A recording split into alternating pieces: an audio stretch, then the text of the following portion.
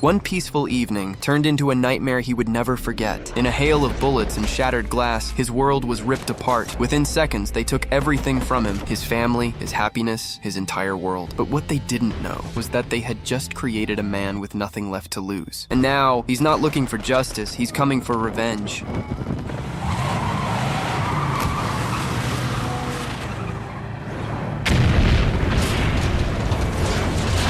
The film begins with three men moving through a dense forest, hunting as they track their prey. Dale suddenly spots the target and chooses to separate from the others, getting ready to take the shot himself. Out of nowhere, a bald man appears, shoves Dale into a deep ravine, and kills him instantly. This mysterious figure is Ryan Verrett. He used to be a police officer and carries a deep grudge after his family was brutally murdered years ago. Dale was one of those killers, and after finishing him, Ryan sets his sights on a small town named Hope. The town is under the control of a ruthless motorcycle gang so powerful that even the sheriff fears them. Even with full knowledge of this, Ryan remains unfazed and continues toward Hope with a clear objective. On his way, he stops at a gas station to gather supplies and asks about a place to stay. The attendant, Kirby, tells him about the only motel in town, which is run by a young woman named Darcy. Because most people avoid Hope, Darcy's motel almost never sees any guests. When she meets Ryan, she is surprised that he would willingly come to such a dangerous place. Ryan calmly tells her that he has business to handle in the town. At the same time, FBI agent Frank is working with his team, planning how to capture Dale, who is known as both a killer and a dangerous rapist. During their discussion, another agent enters and informs them that Dale has already been found dead. The story then moves into a flashback from Ryan's past, back when he was still serving as a police officer. In this painful memory, Ryan is attending a party with his family and friends when a group of criminals suddenly storms in and opens fire. Bullets rain through the air, killing many people, including Ryan's loved ones.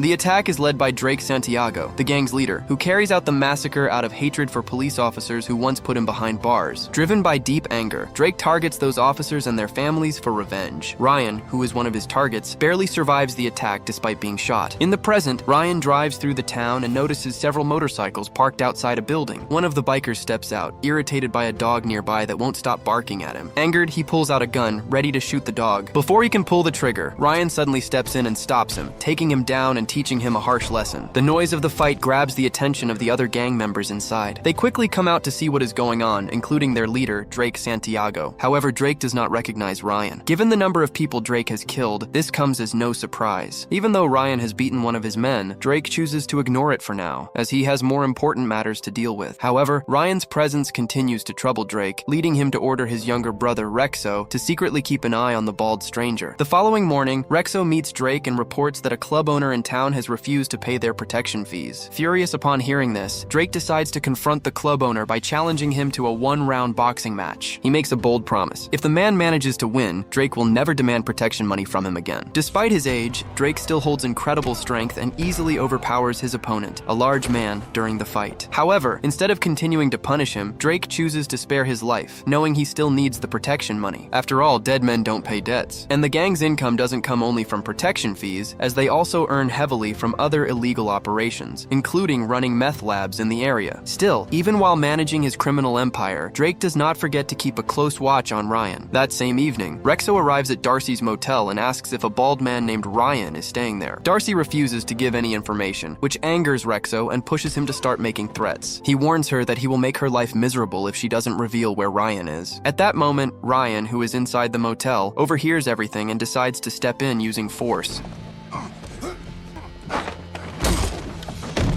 After seeing Rexo get taken down, Darcy, clearly worried, tells Ryan that Rexo is not just any man. He is Drake's younger brother, the ruthless leader of the motorcycle gang that controls the entire town. She warns that Drake will definitely come for revenge once he learns his brother has been harmed, but Ryan remains completely unconcerned. He drags Rexo to the gang's drug lab, ties him to a car, and sends the vehicle crashing straight into the lab. A massive explosion follows, destroying the entire lab and killing Rexo in the fire. Ryan walks away, satisfied that his plan has worked. Not long after, Drake and his gang learn about the explosion and rush to the scene in panic. But by the time they arrive, all they can do is watch as the lab burns completely. When they find Rexo's body, Drake is filled with rage as he realizes his brother is dead. Soon after the blast, the sheriff and a deputy reach the scene to investigate. Drake's gang is still present, and as soon as Drake sees the sheriff, he walks up and threatens him without hesitation. He warns that if the sheriff tries to interfere with their operations, comes, he will kill his entire family. Terrified, the sheriff chooses to stay silent. In his mind, however, a hidden plan begins to take shape. He believes that by letting the gang continue unchecked, he might be able to avoid even worse violence in the town.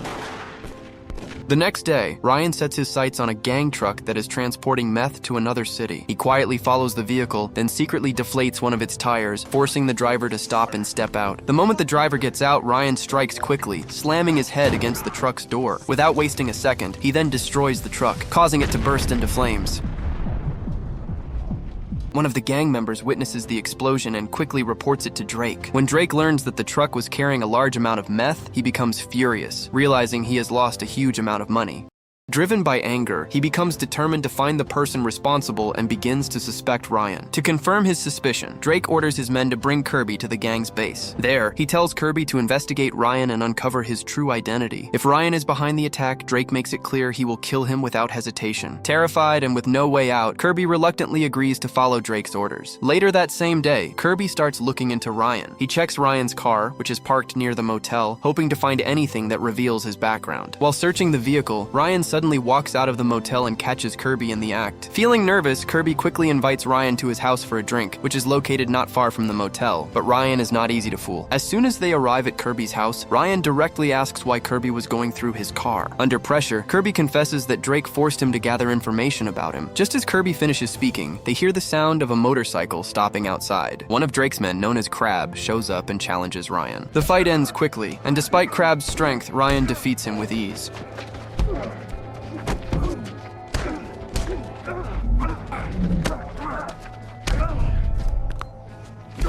However, Ryan chooses not to kill him and lets him go. At the same time, Drake continues his investigation and meets with the police chief. During their conversation, Drake discovers an important fact. Ryan is not an ordinary man. He is a former police officer who left the force after his family was murdered. After getting this valuable information, Drake thanks the police chief and hands him some money. That very night, Drake and his men go to Kirby's house while he is asleep. When Drake realizes that Kirby failed to find anything useful about Ryan, he is deeply disappointed. As punishment, he orders one of his henchmen, Crab, to deal with Kirby. The next morning, Ryan finds out that Kirby is dead. After learning that Drake's gang is responsible, he decides not to waste any more time. He immediately heads to one of Drake's clubs and easily takes down all the gang members there. After that, he captures Crab, throws him into the trunk of his car, and coldly kills him. Ryan then leaves Crab's body right in front of the gang's headquarters as a warning. When Drake finds out about the death of his close henchman, he is consumed by rage. He orders all his remaining men to gather and arm themselves, determined to hunt down Ryan no matter what. Later that night, while at the inn, Darcy hears strange noises coming from outside. She quickly stands up from her chair and grabs her handgun, ready to face whoever is there. However, Ryan instantly recognizes that it is his enemy and quickly tells Darcy to hide behind the desk to stay safe. A few minutes later, the front door slowly creaks open as Drake's men step inside.